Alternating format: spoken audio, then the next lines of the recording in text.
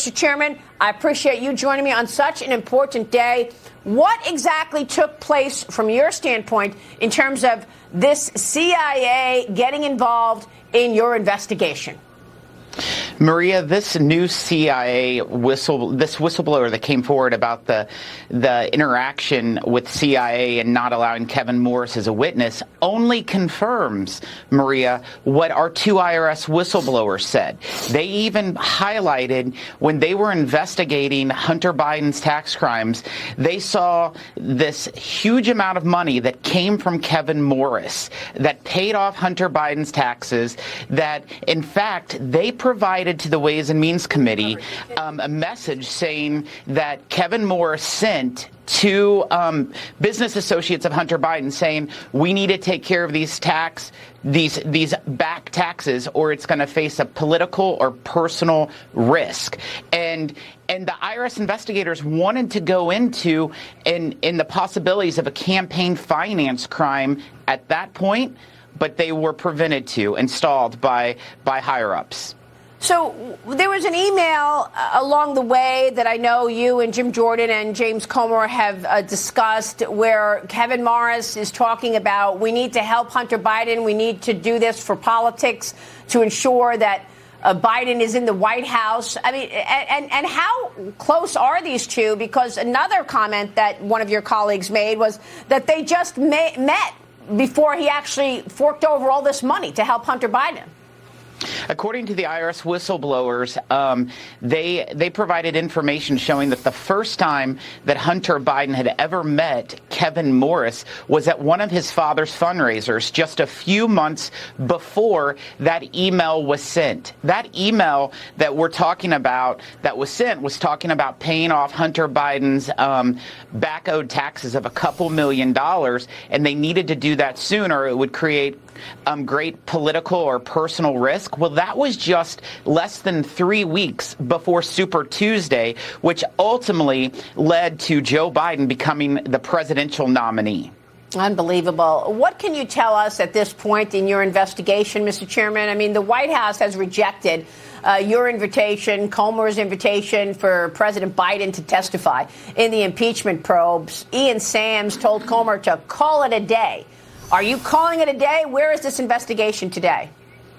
We're definitely not calling it a day. There's a lot of questions that we need still answered. Unfortunately, the administration's been obstructing us throughout the way. There's numerous emails that I want to see, especially what's in all the email aliases that was sent. In fact, 327 different email correspondence between Joe Biden, and Hunter Biden's business associates. We want to know what's in that. But the White House is not allowing those documents to be released just yet. Well, will there be any accountability here? I mean, you all have talked about identifying $24 to $30 million that the Biden family has taken in from foreigners. Tony Bobolinsky, the Hunter Biden former business partner, shut down New York Congressman Dan Goldman during this week's hearing on the Biden family influence peddling. Let's play that. I'd love to get your reaction. Watch this. Did anyone ever respond to that email? Yes, they did numerous times. Sorry. Hunter Biden himself did. That's important because Hunter Biden has claimed that he didn't respond to it, and he responded to it. You're just going to filibuster, but I will say no one responded to the big guy reference for 10. Thank you for making my point. They didn't have to respond because they all knew the big guy was Joe Biden. I reclaim my time. Mr. Chairman, your reaction to the Bobolinsky testimony.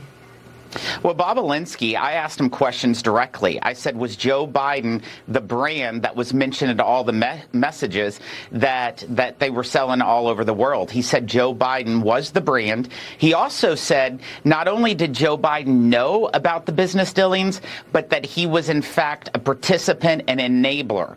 Those are pretty significant words. He even testified to the date, time, and location of where he briefed President Biden for more than 45 minutes to an hour about the Chinese business association that they had in their business dealings.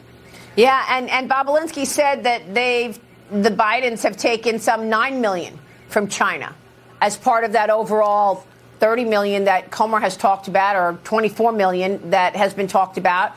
I wonder if you can identify policy moves that Joe Biden has made in terms of getting paid for anything. I know you've identified the prosecutor in Ukraine, but I'm zeroing in on the China initiative. OK, when Joe Biden first walked into the White House, he canceled the China initiative. Why? We were indicting people who were stealing intellectual property that costs our companies $600, $800, $900 billion.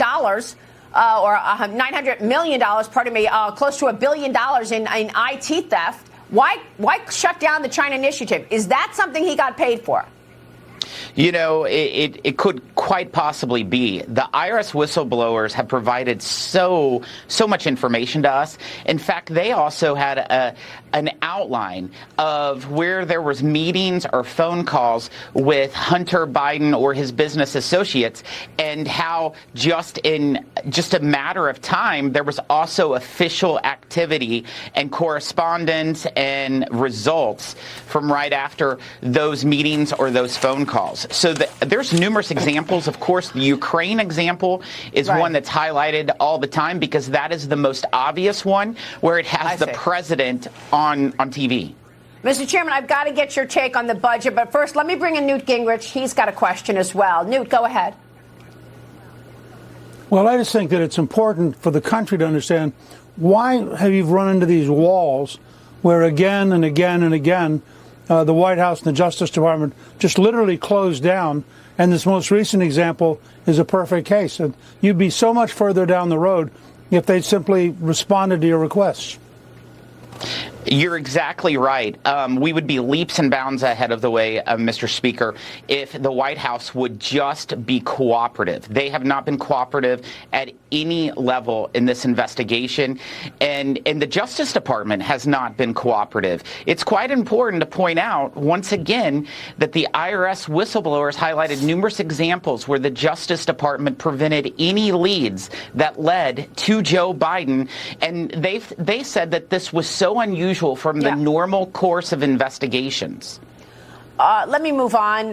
By the way, A.G. Garland is very busy. He's vowing to fight voter ID laws right now. But let me move on to the budget, because this morning the House will be voting on that $1.25 trillion minibus government spending bill, including money for overwhelmed border agents. Speaker Johnson says it rescinds money from Biden's IRS budget and claws back unused COVID funds.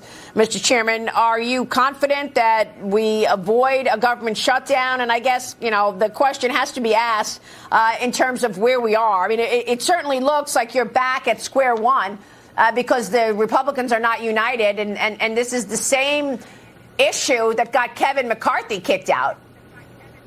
You know, we'll avoid a government shutdown today. By no means would anyone want to be in the position that Speaker Johnson is right now. He is in a tough position to lead this razor-thin majority in Congress.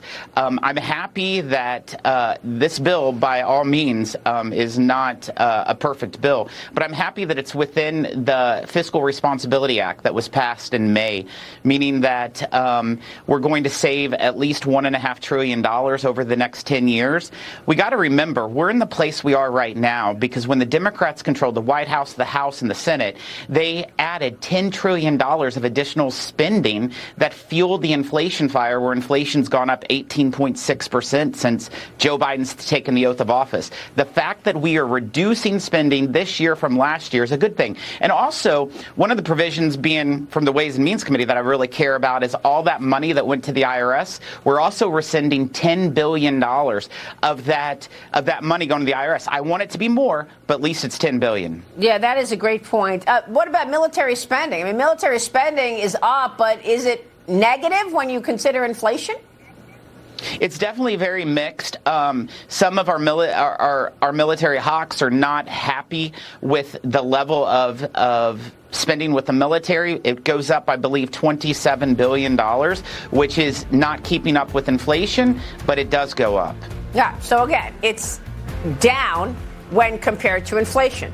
In a world where U.S. adversaries are on the march. Mr. Chairman, thank you very much. We're watching your work. We appreciate your time. Thank you, Maria.